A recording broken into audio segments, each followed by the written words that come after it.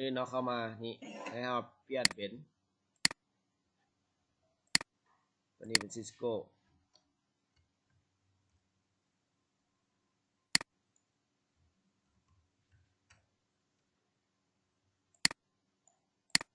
เซฟWireless ชื่อมันนี่คือเก่าเนาะ Wireless Security นี่ให้เป็น WPA2 Personal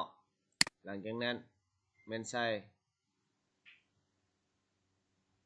ชื่อของมันแม่นCommP Wi-Fi CommP Wi-Fi นี่เนาะ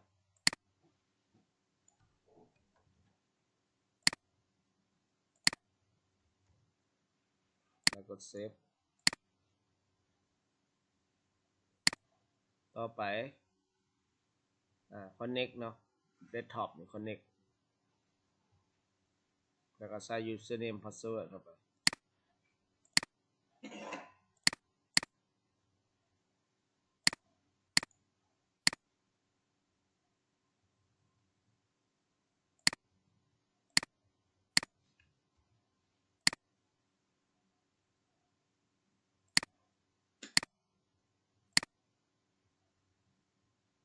เข้าเบราว์เซอร์เนาะแอดมินเฮาเปลี่ยนแล้ว Wireless Mac Filter เนาะ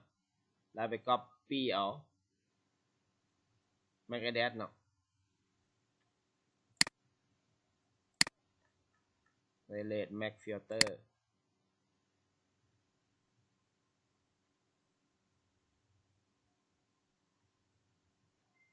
กด enable เบิ่ง status ก่อน local network กับเอาตัวนี้เนาะ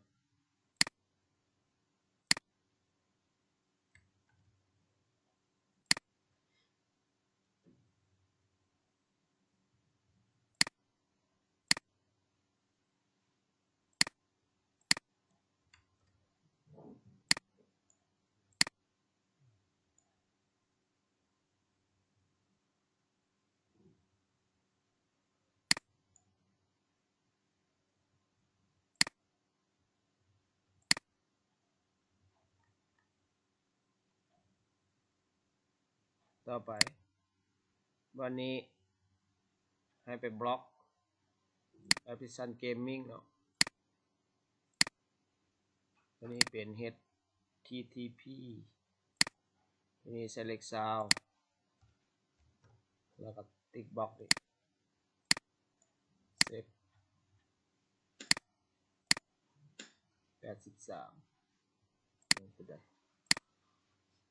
Mac Filter Access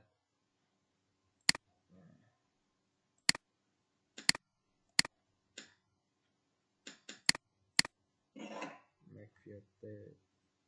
Wireless Mac Filter Permit